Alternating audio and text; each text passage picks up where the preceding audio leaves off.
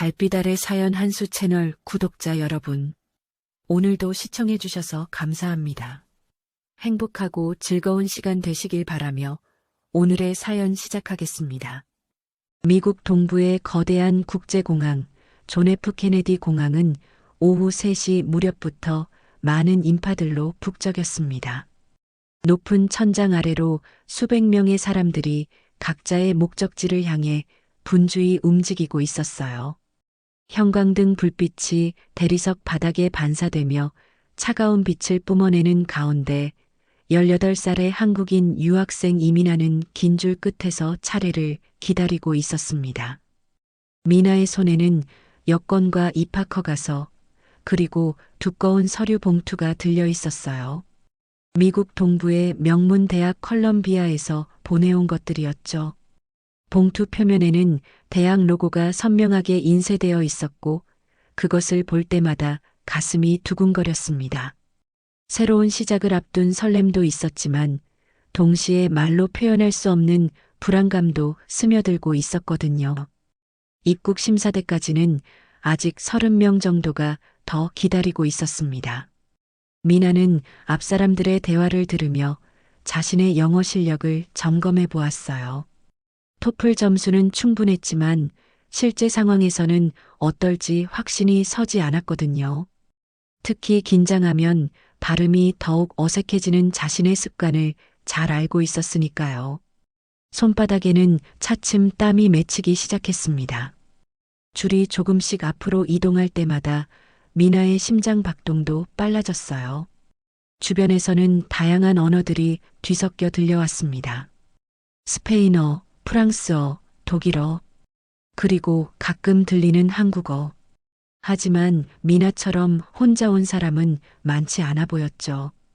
대부분은 가족이나 친구들과 함께였고 그들의 자연스러운 대화 소리가 미나에게는 더욱 외로움을 느끼게 했습니다. 미나는 가방 속에서 작은 수첩을 꺼내 자주 쓰는 영어 문장들을 다시 한번 확인했어요. 저는 학생 비자로 입국합니다. 공부하러 왔습니다. 컬럼비아 대학교에 다닐 예정입니다.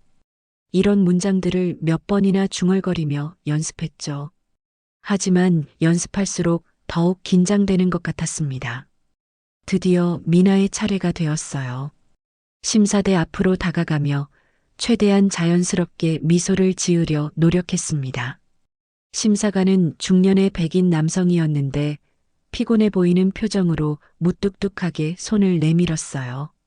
그의 이름표에는 제임스 로건이라고 적혀 있었습니다. 안녕하세요. 학생 비자로 입국하려고 합니다. 미나는 연습했던 대로 정중하게 말하며 서류들을 건넸어요. 하지만 심사관 로건의 반응은 예상과 완전히 달랐습니다. 미나의 발음을 듣고는 고개를 갸웃거리며 비웃는 듯한 표정을 지었거든요. 그리고는 동료 심사관을 향해 큰 소리로 말했습니다. 또 하나 왔네. 이번엔 뭐라고 하는 거지?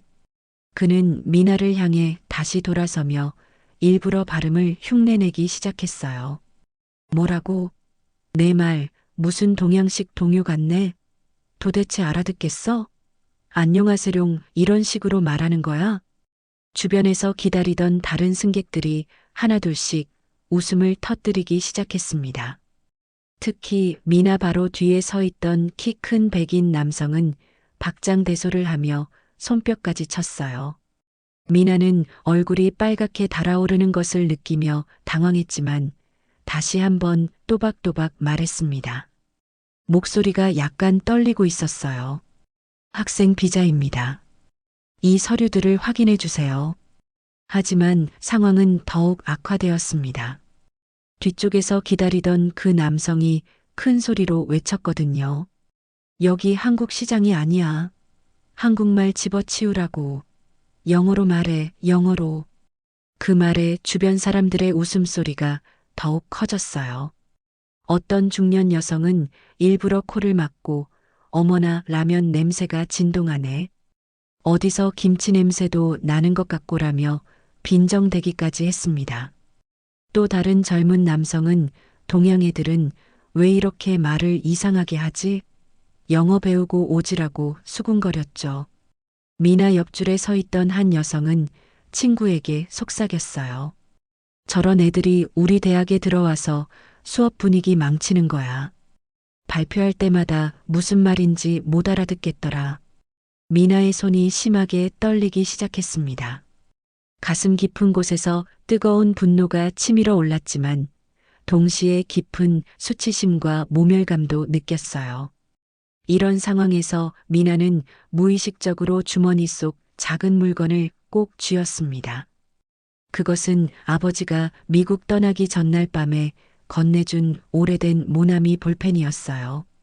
검은색 플라스틱 몸체에 작은 흠집들이 여러 개 나 있는 평범해 보이는 볼펜이었죠. 하지만 아버지는 그것을 건네며 의미심장한 표정으로 말씀하셨습니다. 미나야, 이건 아버지가 젊은 시절부터 써온 볼펜이다.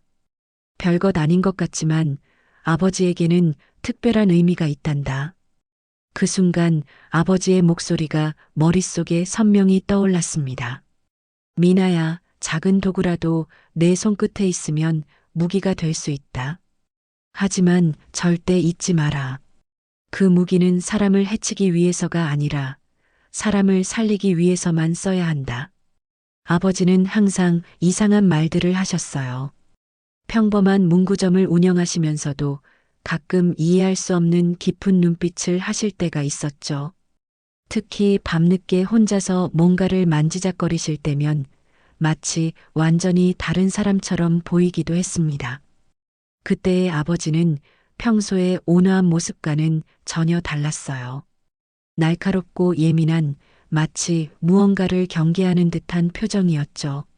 미나는 그런 아버지의 모습이 궁금했지만 왠지 깊이 묻기가 두려워서 그냥 넘어가곤 했습니다. 하지만 지금 이 순간 볼펜을 쥔 손끝에서 묘한 힘이 느껴지는 것 같았어요. 주변의 웃음소리와 조롱이 계속되는 가운데 미나는 고개를 숙이고 견뎠습니다. 눈물이 맺힐 것 같았지만 꾹 참았어요. 심사관 로건은 마지못해 서류들을 대충 훑어본 후 도장을 찍어주며 비아냥거렸습니다. 다음에는 영어 공부 좀 제대로 하고 와. 알겠지? 그리고 여기는 미국이야. 미국. 미나는 서류를 받아들고 고개를 숙인 채 그 자리를 벗어났어요. 긴 복도를 따라 걸으면서도 뒤에서 들려오는 웃음소리와 동양 꼬마의 김치녀 같은 조롱의 말들이 귓가에 맴돌았습니다. 발걸음이 무거웠어요. 새로운 나라에서의 첫 경험이 이렇게 아픈 기억이 될 줄은 꿈에도 몰랐거든요. 하지만 포기할 수는 없었습니다.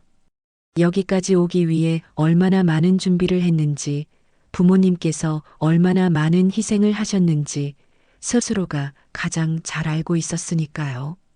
특히 아버지는 문구점 수입만으로는 부족한 학비를 마련하기 위해 밤늦게까지 다른 일도 하셨거든요.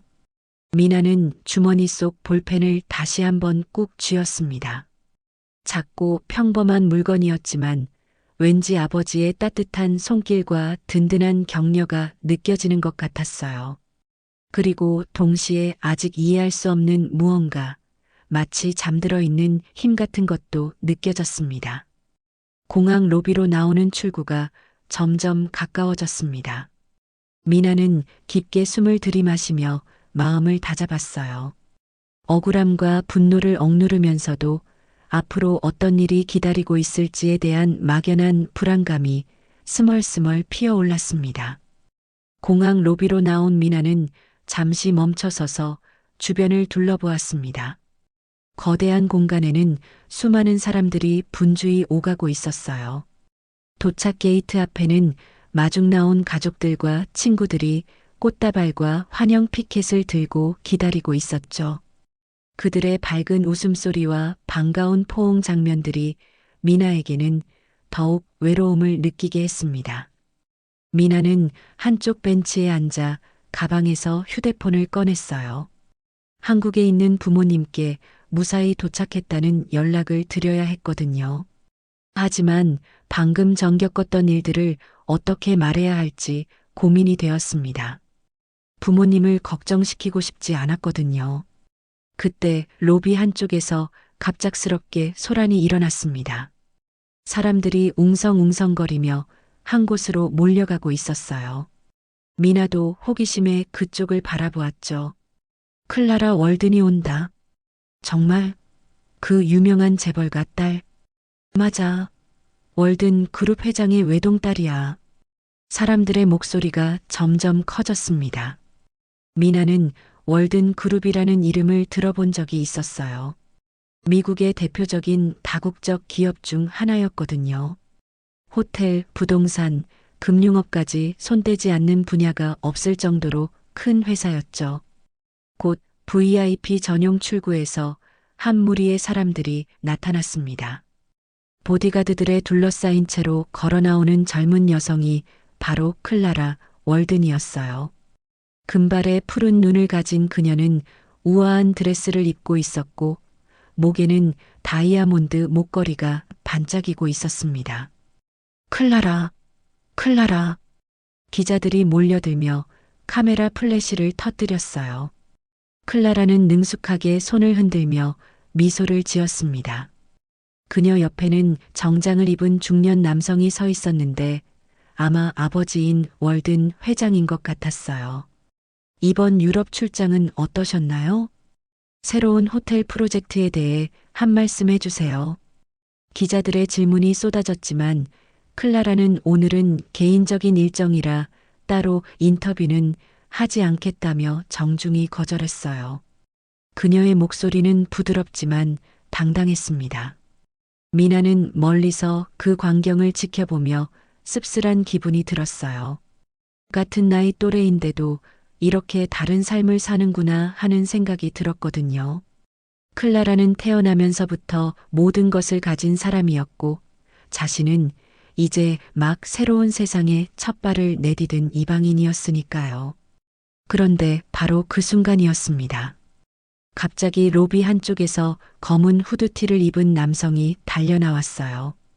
그의 얼굴은 검은 마스크로 가려져 있었고 손에는 무언가 번쩍이는 것이 들려 있었습니다. 권총이었어요. 아무도 움직이지 마. 남성의 목소리가 로비 전체에 울려 퍼졌습니다. 그는 재빨리 클라라에게 달려가 그녀의 목에 팔을 두르고 총구를 머리에 겨누었어요. 으악! 클라라의 비명소리와 함께 로비는 순식간에 아수라장이 되었습니다. 사람들은 공포에 질려 비명을 지르며 사방으로 흩어졌어요. 아이들의 울음소리와 여성들의 비명소리가 뒤섞였죠. 모두 바닥에 엎드려. 지금 당장. 무장범의 외침에 사람들은 떨리는 몸으로 바닥에 엎드렸습니다. 미나도 본능적으로 몸을 낮췄지만 눈은 그 상황을 계속 지켜보고 있었어요. 공항 보안팀이 달려왔습니다. 그 중에서도 보안 책임자로 보이는 마크라는 남성이 확성기를 들고 소리쳤어요. 총을 내려놓아. 우리가 대화할 수 있다. 하지만 범인은 더욱 흥분했습니다. 닥쳐. 한 발짝만 더 오면 이 여자는 끝장이다. 그는 클라라를 더욱 세게 조이며 총구를 그녀의 관자놀이에 바짝 댔어요. 클라라는 창백한 얼굴로 떨고 있었지만 울지는 않았습니다. 오히려 침착함을 유지하려 노력하는 것 같았어요. 바로 그때 보안 책임자 마크가 미나를 발견했습니다. 그는 짜증스러운 표정으로 미나를 향해 손가락질을 했어요. 이봐, 학생. 여기서 뭐 하는 거야? 당장 비켜. 넌 방해만 돼. 주변에 있던 다른 사람들도 미나를 향해 험악한 시선을 보냈습니다. 괜히 동양 꼬마가 끼어들면 상황이 더 복잡해져. 그냥 저리 가 있어. 내가 할 일이 아니야. 경찰이나 보안팀에게 맡기고 비켜. 사람들의 따가운 시선과 차가운 말들이 미나에게 쏟아졌어요. 하지만 이상하게도 미나는 그 자리에서 움직일 수가 없었습니다. 마치 무언가가 자신을 붙잡고 있는 것 같았거든요. 그때 미나와 클라라의 시선이 잠시 마주쳤습니다. 클라라의 파란 눈동자에는 두려움이 가득했지만 동시에 간절한 무언가가 담겨 있었어요. 마치 도와달라고 말하는 것 같았습니다. 미나는 가슴 깊은 곳에서 뜨거운 무언가가 치밀어 오르는 것을 느꼈어요. 방금 전 입국 심사대에서 당했던 모욕과 조롱이 떠올랐습니다. 하지만 이번에는 달랐어요. 누군가가 정말로 위험에 처해 있었고 자신이 무언가를 할 수 있을지도 모른다는 이상한 확신이 들었거든요. 미나는 주머니 속 모나미 볼펜을 꾹 쥐었습니다. 아버지의 말이 다시 한번 머릿속에 울려 퍼졌어요. 작은 도구라도 내 손끝에 있으면 무기가 될 수 있다.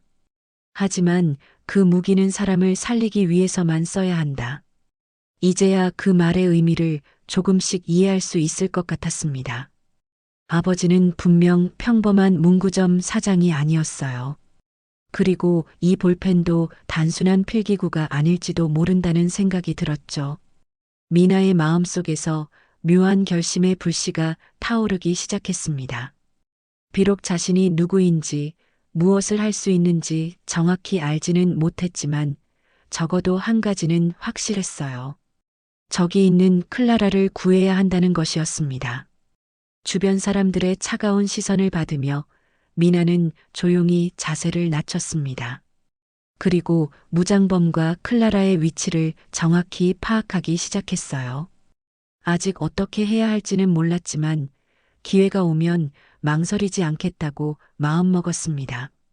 무장범은 클라라를 꽉 붙잡고 로비 중앙으로 이동했습니다. 그의 목소리는 분노와 절망이 뒤섞인 채로 떨리고 있었어요. 월든 회장, 나를 기억하나? 리처드 맥도널드. 당신네 집에서 10년 동안 운전기사로 일했던 클라라의 아버지인 월든 회장은 충격에 휩싸인 표정으로 그를 바라보았습니다. 리처드, 자네가 왜 이런 짓을, 왜라고 묻는군. 리처드의 목소리가 더욱 높아졌어요.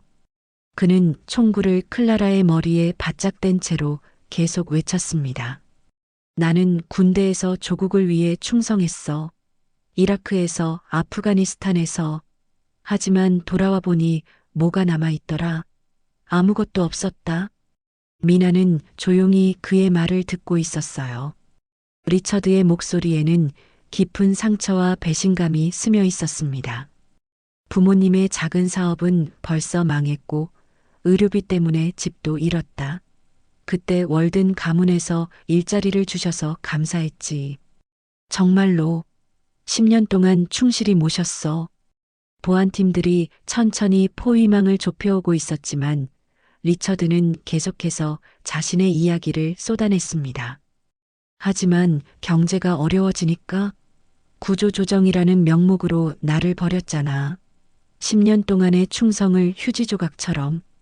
월든 회장이 떨리는 목소리로 말했어요. 리처드, 그때는 정말 어쩔 수 없는 상황이었다. 회사 전체가 위기였고 어쩔 수 없다고. 당신은 여전히 수십억 달러의 재산을 가지고 있으면서 리처드의 분노가 폭발했습니다. 그는 클라라를 더욱 세게 조이며 계속 외쳤어요. 내 아내는 암으로 죽어가고 있는데 치료비가 없어서 고통받고 있다. 내 아이들은 학비를 못 내서 학교를 그만뒀어. 그런데 당신네는 여전히 사치스러운 생활을 하고 있지. 미나는 그의 말을 들으며 복잡한 감정이 들었어요. 물론 인지를 잡는 것은 절대 용납할 수 없는 일이었지만 그의 절망스러운 상황이 이해되지 않는 것은 아니었거든요. 보안 책임자 마크가 다시 확성기를 들었습니다. 리처드, 진정해. 우리가 대화로 해결할 수 있어. 총을 내려놓고 이야기하자. 대화? 지금까지 내 말을 들어준 사람이 누가 있었나?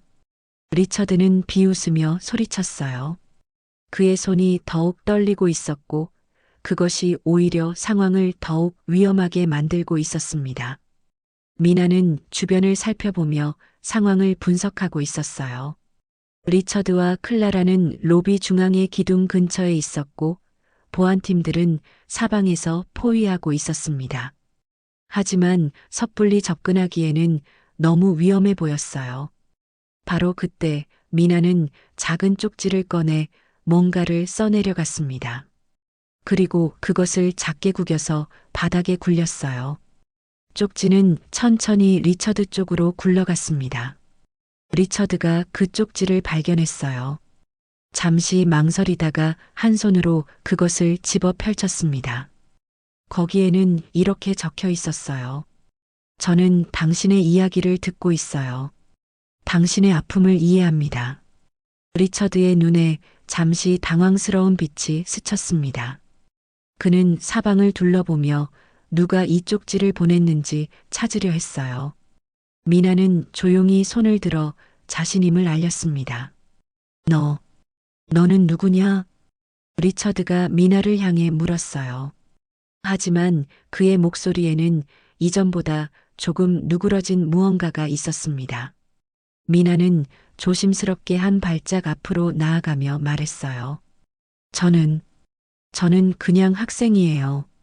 하지만 당신이 얼마나 힘드셨는지 조금은 알 것 같아요. 주변 사람들이 웅성거렸습니다. 저 동양애가 뭔 짓을 하려는 거야? 위험해. 저러다가 상황만 더 꼬이겠어. 보안 책임자 마크도 미나를 향해 손짓하며 뒤로 물러서라고 신호했어요. 하지만 미나는 움직이지 않았습니다. 당신도 누군가의 아버지시고 누군가의 남편이시잖아요. 가족을 사랑하는 마음은 저도 이해할 수 있어요. 리처드의 손에서 총이 조금씩 내려가기 시작했습니다. 그의 눈에는 눈물이 맺히고 있었어요. 내가 정말 다른 방법은 없었다고 생각했어.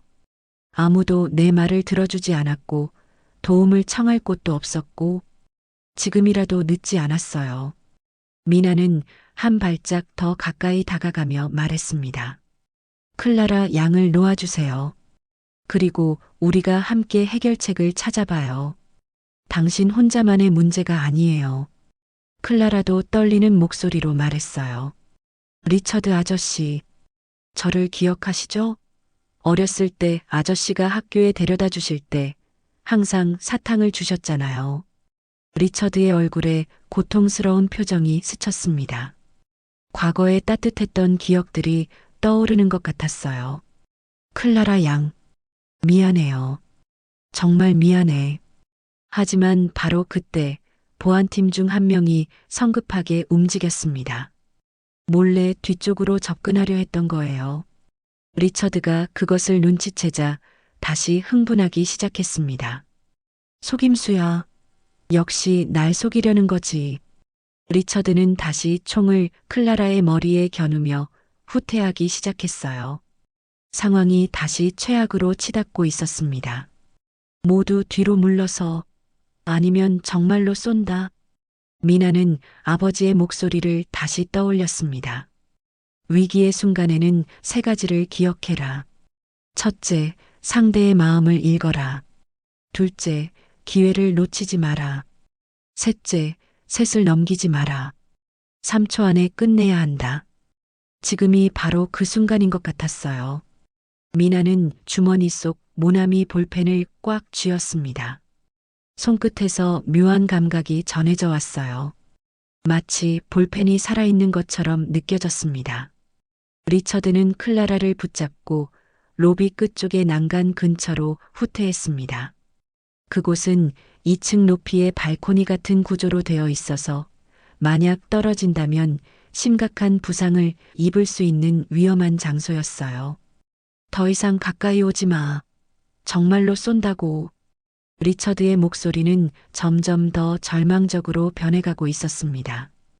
그의 손은 심하게 떨리고 있었고 이마에는 식은땀이 줄줄 흘러내리고 있었어요. 미나는 조용히 그의 움직임을 관찰하고 있었습니다.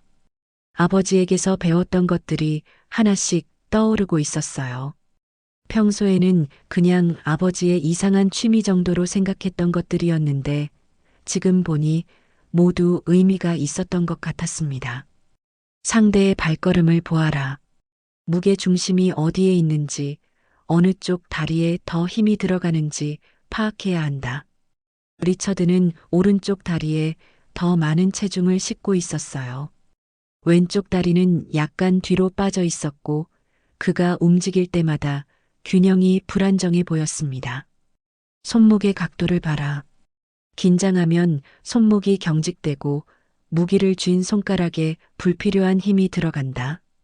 리처드의 총을 쥔 손은 과도하게 긴장되어 있었어요. 손가락들이 하얗게 변할 정도로 세게 잡고 있었습니다. 이런 상태에서는 정확한 조준이 어려울 거였어요.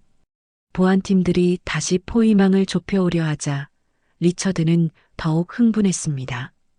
내 말 안 들려? 한 발짝만 더 오면 끝이야. 그는 클라라를 난간 쪽으로 더 밀어붙였어요. 클라라는 창백한 얼굴로 아래쪽을 내려다보며 공포에 떨고 있었습니다. 아빠, 아빠. 클라라의 떨리는 목소리가 로비 전체에 울려 퍼졌어요.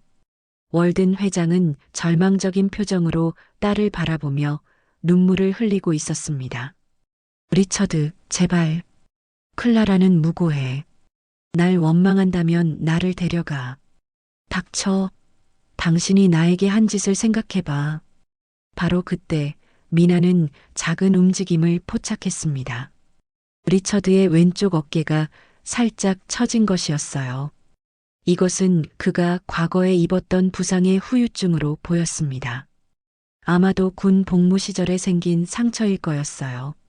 미나는 조심스럽게 다른 쪽지를 꺼내 바닥에 굴렸습니다. 이번에는 좀 더 구체적인 내용이었어요. 당신의 왼쪽 어깨 아프시죠? 저도 아버지가 다치셨을 때 옆에서 지켜봤어요. 리처드가 그 쪽지를 읽고 깜짝 놀라며 미나를 쳐다보았습니다. 너는 대체 누구냐? 어떻게 내 상처를? 미나는 천천히 일어서며 말했어요. 저는 정말로 그냥 학생이에요. 하지만 고통받는 사람의 모습은 알아볼 수 있거든요. 주변 사람들이 다시 웅성거리기 시작했습니다.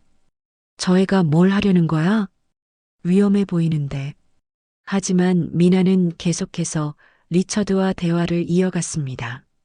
당신이 겪은 일들이 얼마나 힘들었는지 상상이 가요.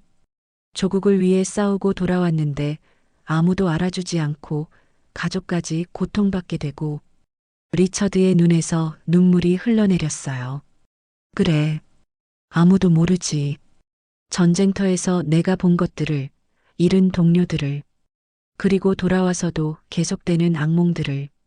하지만 클라라 양은 죄가 없어요. 그녀도 당신만큼이나 무고한 사람이에요.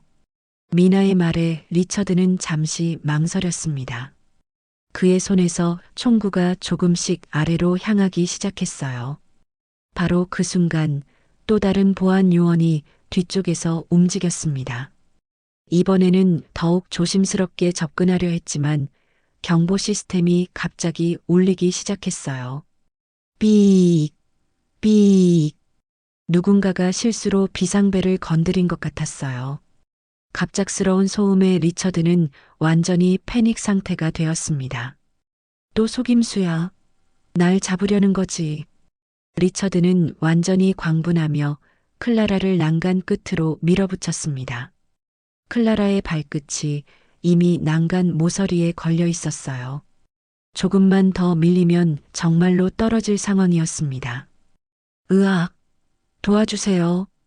클라라의 절규가 울려 퍼졌고 월든 회장은 절망에 빠진 표정으로 무너져 내렸어요. 안 돼. 클라라. 군중들도 비명을 지르기 시작했습니다. 상황이 최악으로 치달으며 모든 것이 통제 불능 상태가 되고 있었어요. 미나는 다시 한번 사람들의 조롱을 들어야 했습니다. 저 동양애 때문에 상황이 더 꼬인 거 아냐? 처음부터 끼어들지 말았어야지. 쓸데없는 동양애가 설치더니 이 꼴이야. 하지만 이번에는 달랐어요. 미나는 그들의 말에 흔들리지 않았습니다. 오히려 더욱 집중할 수 있었어요. 아버지의 목소리가 다시 한번 선명하게 들려왔습니다. 가장 위험한 순간이 가장 좋은 기회다. 상대가 감정적으로 흔들릴 때, 그때가 바로 행동해야 할 때다. 하지만 기억해라. 셋을 넘기지 마라. 미나는 주머니에서 모나미 볼펜을 꺼냈습니다. 평범해 보이는 검은색 볼펜이었지만 이제는 그것이 단순한 필기구가 아니라는 것을 확신하고 있었어요. 볼펜을 쥔 순간 손끝에서 이상한 감각이 전해져 왔습니다. 마치 볼펜과 자신이 하나가 되는 것 같은 느낌이었어요. 그리고 동시에 아버지가 어떤 사람인지에 대한 실마리도 조금씩 보이기 시작했습니다. 미나는 깊게 숨을 들이마셨습니다.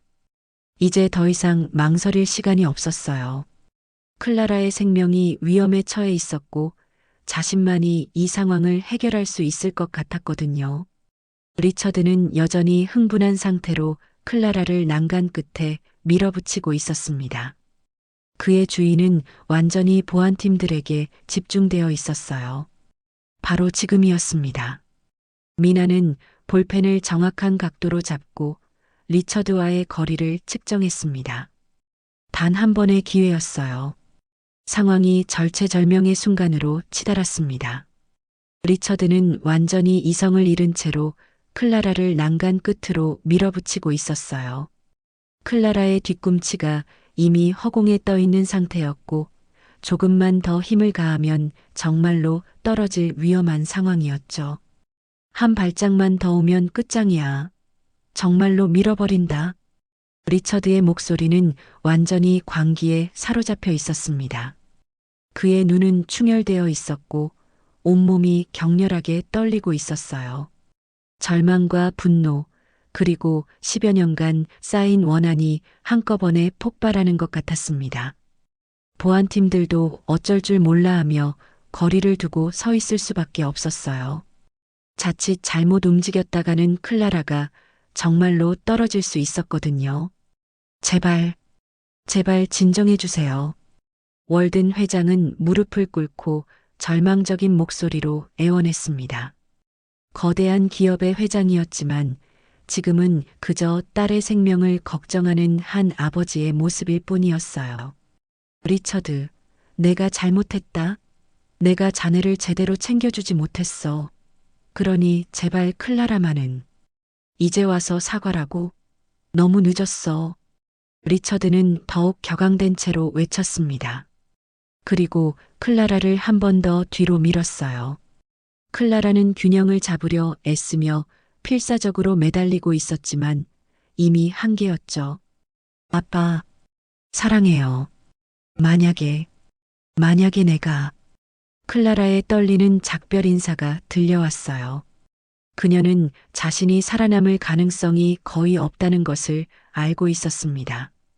바로 그때 미나는 주변 사람들의 조롱과 비난을 또다시 들어야 했습니다. 저 동양 꼬마애 때문에 이렇게 된 거 아니야? 처음부터 가만히 있었으면 됐을 텐데. 괜히 끼어들어서 상황만 더 복잡하게 만들었어.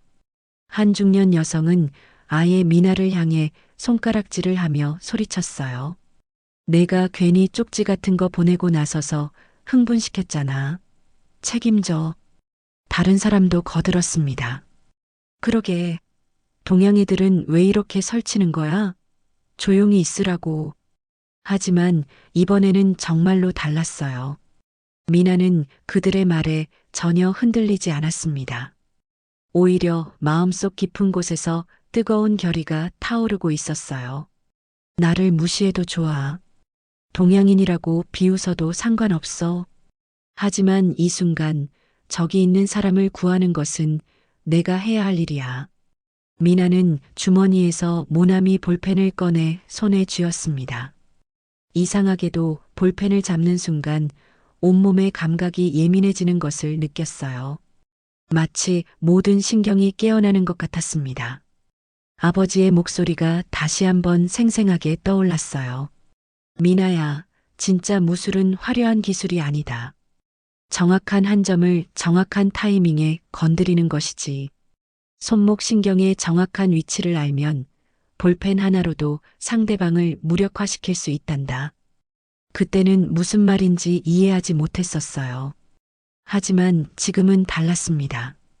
볼펜을 쥔 손끝에서 묘한 감각이 전해져 오고 있었거든요.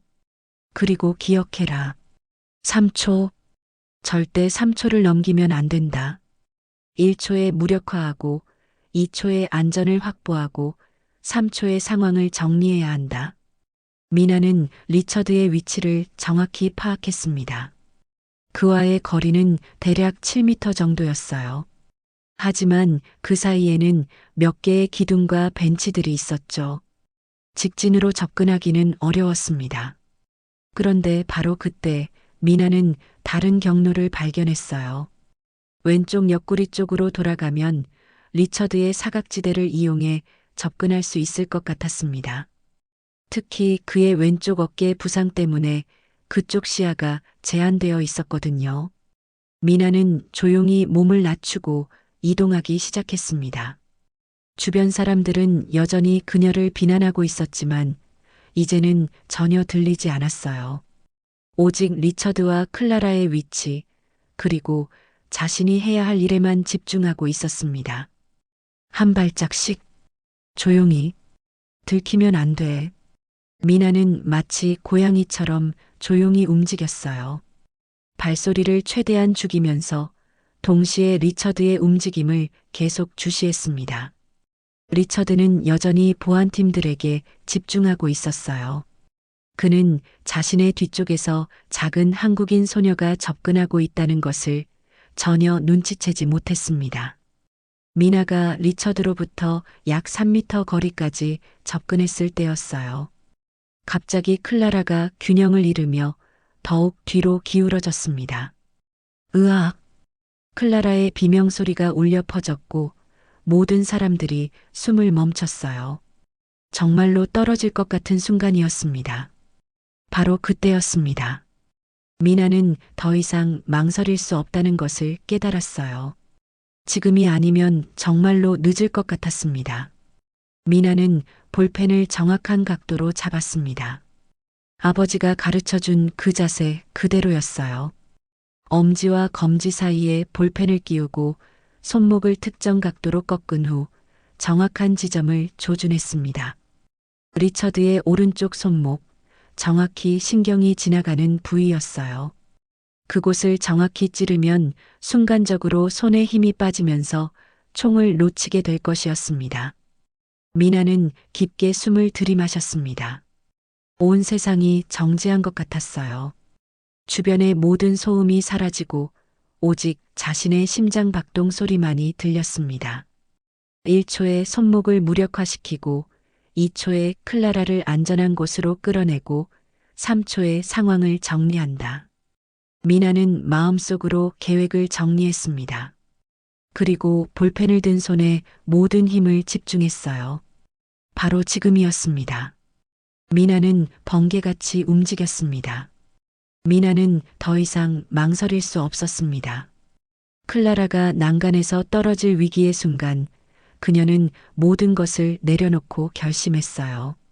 주변 사람들의 조롱과 비난, 자신에 대한 의심까지 모두 떨쳐버리고 오직 한 가지에만 집중했습니다. 내가 막아야 해. 지금 이 순간 나밖에 할 수 있는 사람이 없어. 미나는 볼펜을 꽉 쥐고 마지막 순간을 기다렸습니다. 리처드는 여전히 보안팀들을 향해 소리치며 클라라를 난간 끝에 밀어붙이고 있었어요. 그의 주의는 완전히 다른 곳에 집중되어 있었습니다. 바로 그때 미나에게는 모든 것이 슬로우 모션처럼 보이기 시작했어요. 아버지가 말씀하신 그 순간이 온 것 같았습니다. 진정한 집중 상태에서는 시간이 멈춘 것처럼 느껴진다. 그때가 바로 행동할 때다. 미나는 사각지대를 따라 조용히 접근했습니다. 리처드와의 거리가 이제 불과 2미터 정도까지 좁혀졌어요. 그의 오른쪽 손목이 선명하게 보였습니다. 총을 쥔 손의 신경이 지나가는 정확한 지점이 마치 표적처럼 눈에 들어왔어요. 지금이야. 미나는 모든 힘을 집중해서 볼펜을 던졌습니다. 아니, 던진다는 표현보다는 정확한 지점을 향해 꽂아 넣었다고 하는 것이 맞을 거예요. 아버지가 가르쳐준 특별한 기법이었습니다. 1초. 볼펜이 정확히 리처드의 오른쪽 손목 신경을 관통했습니다. 순간적으로 그의 손에서 모든 힘이 빠져나갔어요. 총구가 급격히 아래쪽으로 떨어지면서 클라라에게서 멀어졌습니다. 으악, 뭐야? 리처드가 고통스러운 비명을 지르며 비틀거렸어요. 그는 자신에게 무슨 일이 일어났는지 이해할 수 없었습니다.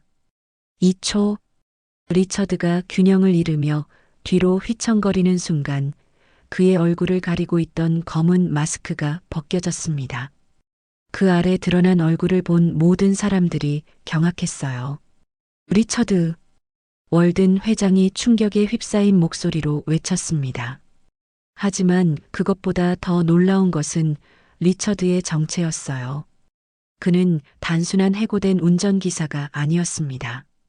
월든 가문이. 기사? 클라라가 떨리는 목소리로 중얼거렸어요. 리처드는 월든 가문에서 15년 동안 일했던 충성스러운 기사였습니다. 클라라가 어렸을 때부터 그녀를 학교에 데려다주고 가족여행 때마다 함께했던 사람이었어요. 3초.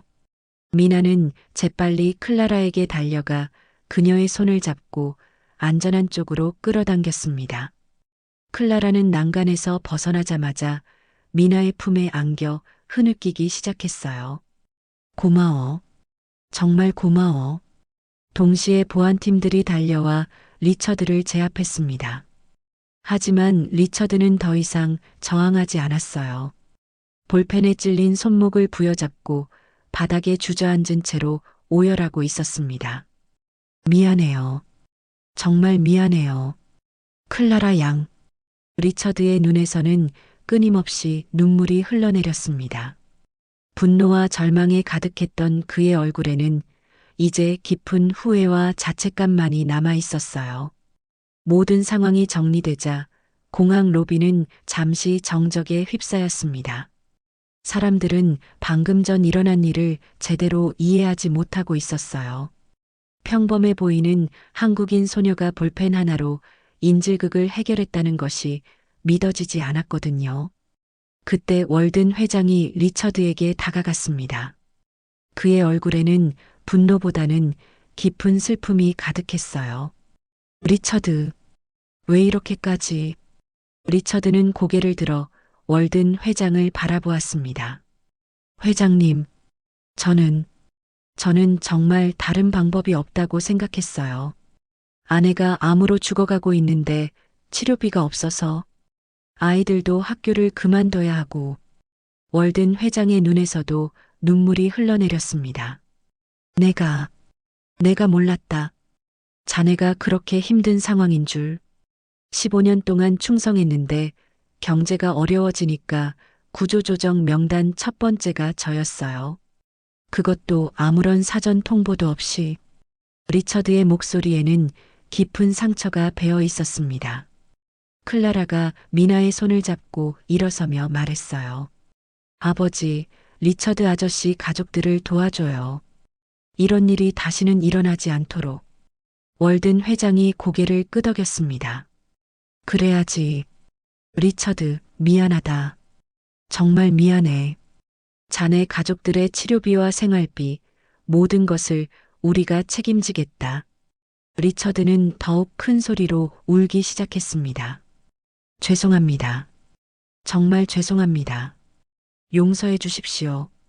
한편 미나는 조용히 한쪽 구석에 앉아 이 모든 상황을 지켜보고 있었어요. 손목에서는 아직도 볼펜을 던졌을 때의 감각이 남아 있었습니다.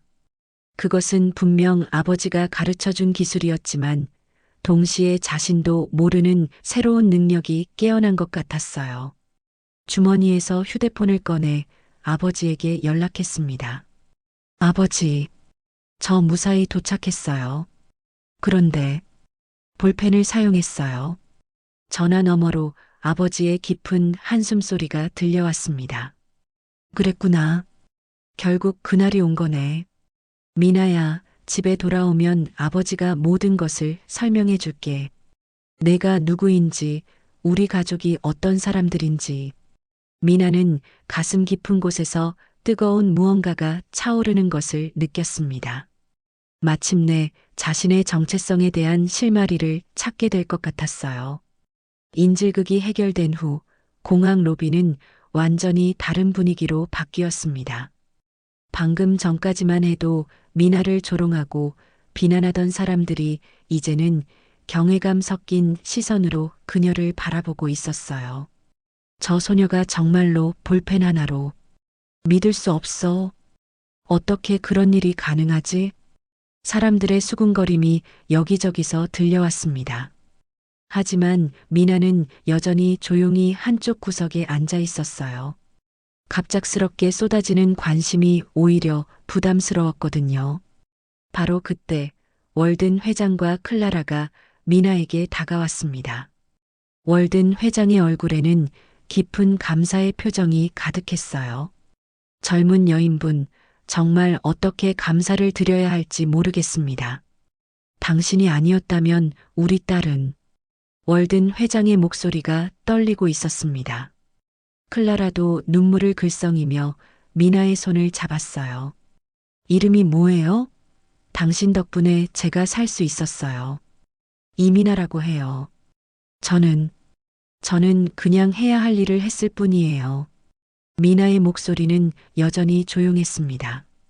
하지만 그 속에는 이전과는 다른 무언가가 있었어요. 자신감이랄까 아니면 자신의 정체성에 대한 새로운 인식이랄까요? 월든 회장이 정중하게 명함을 꺼내며 말했습니다. 미나 양 혹시 시간이 되시면 저희와 함께 저녁을 드시겠습니까? 제대로 된 감사를 표하고 싶습니다. 하지만 미나는 정중히 고개를 저었어요. 감사하지만 괜찮아요. 저는 정말로 당연한 일을 했을 뿐이거든요. 그때 기자들이 몰려들기 시작했습니다. 미나 양, 어떻게 그런 기술을 배우셨나요? 볼펜 하나로 무장범을 제압하는 것이 가능한가요? 특별한 무술 훈련을 받으신 건가요? 질문들이 쏟아졌지만 미나는 대답하지 않았어요. 대신 조용히 자리에서 일어나 그곳을 벗어나려 했습니다. 바로 그때 보안 책임자 마크가 다가왔어요. 그의 얼굴에는 이전의 오만함 대신 깊은 부끄러움이 가득했습니다. 미나, 양, 저는 정말 죄송합니다. 마크는 굳은 표정으로 미나에게 고개를 숙였어요. 제가 당신을 무시했습니다.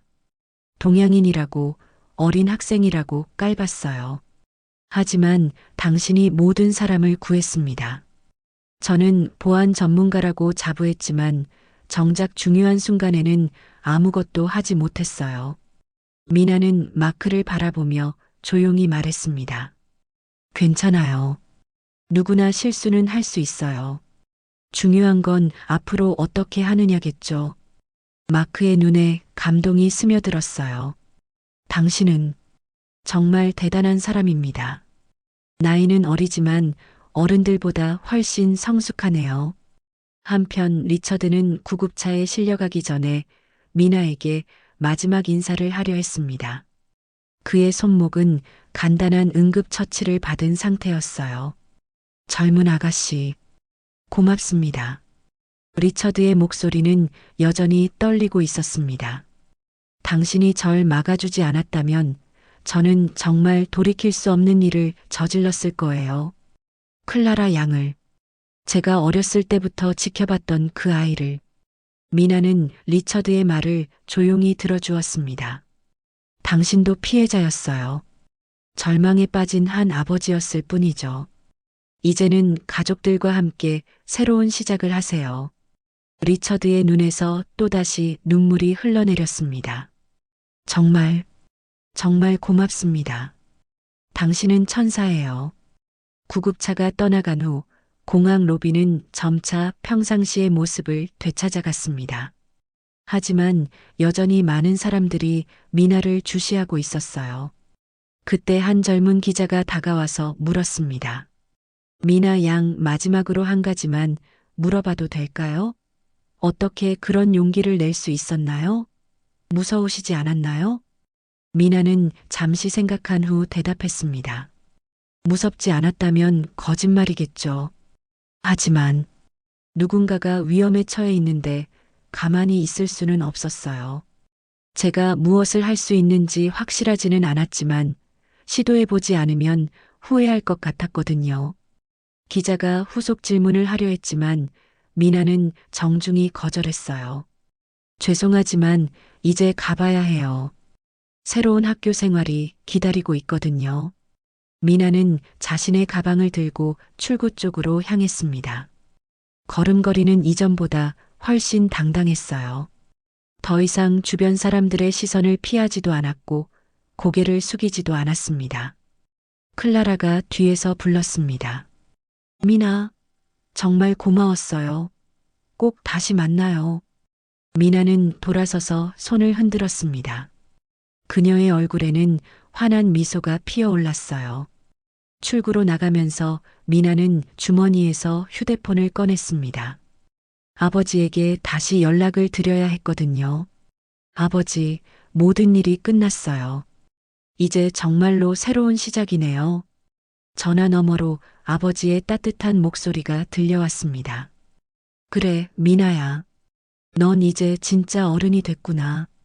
하지만 기억해라. 힘이 있다고 해서 함부로 쓰면 안 된다. 사람을 살리기 위해서만 써야 해. 네, 아버지. 이제 정말로 그 말의 의미를 알 것 같아요. 미나는 공항을 나서며 뉴욕의 차가운 공기를 깊게 들이마셨습니다. 새로운 나라, 새로운 시작이었지만 이제는 두렵지 않았어요. 자신이 누구인지, 무엇을 할 수 있는지 조금씩 알아가고 있었거든요. 그리고 무엇보다도 사람들이 자신을 어떻게 보든 상관없다는 것을 깨달았습니다. 중요한 것은 자신이 옳다고 생각하는 일을 하는 것이었어요. 며칠이 지난 후 한국의 작은 문구점에서는 평소와 다른 풍경이 펼쳐지고 있었습니다.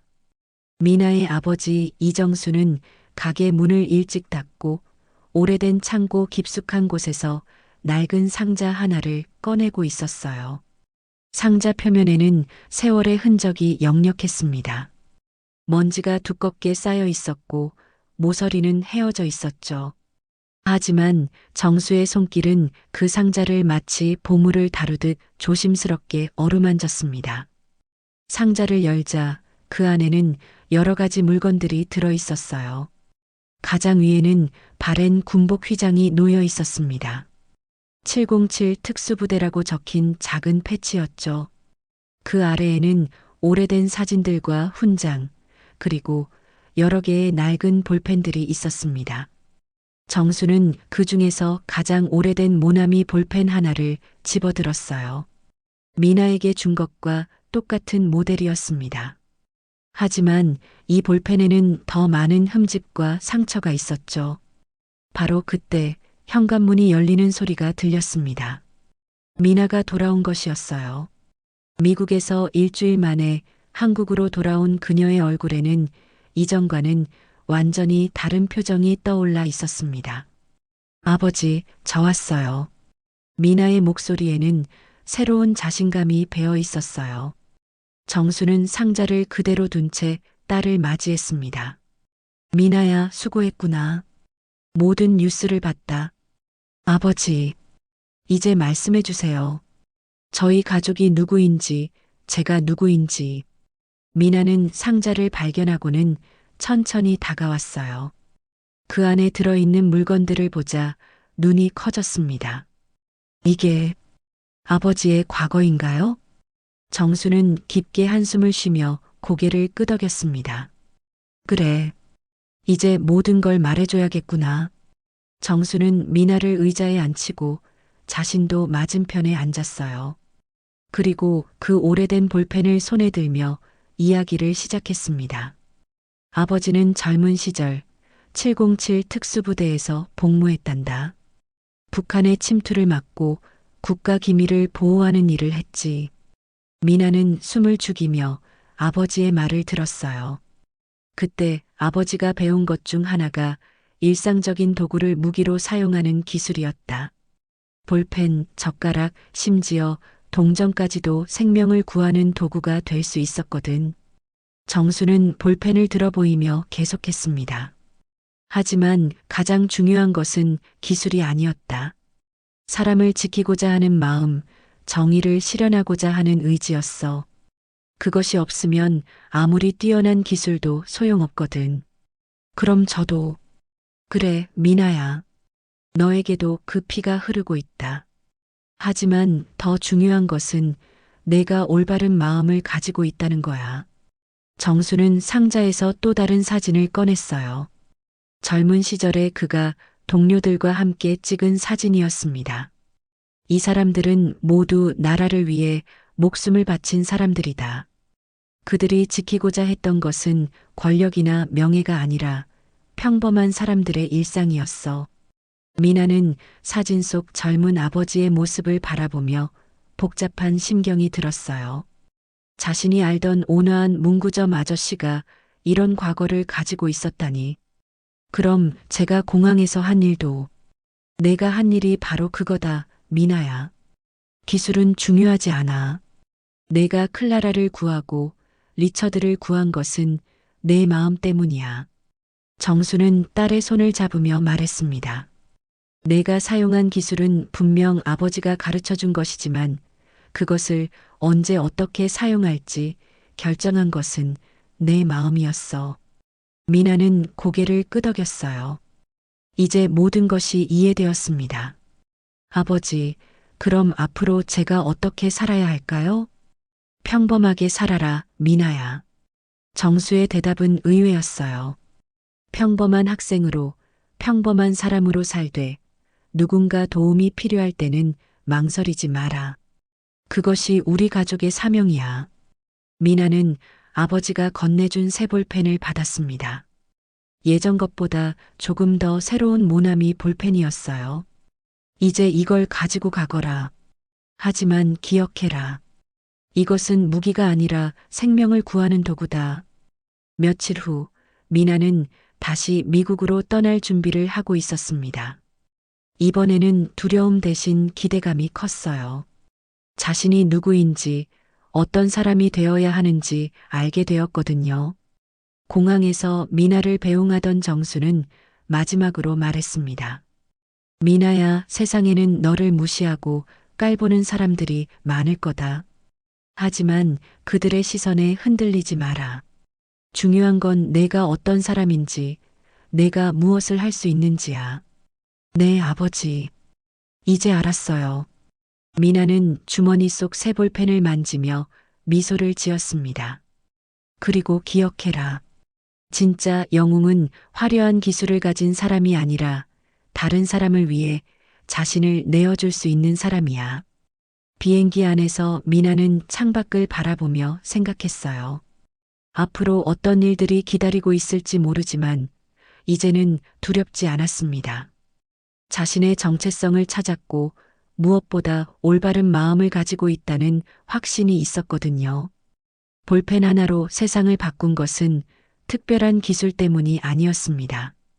사람을 사랑하고 정의를 실현하고자 하는 마음 때문이었어요. 그리고 그 마음이야말로 미나가 가진 가장 큰 무기였습니다.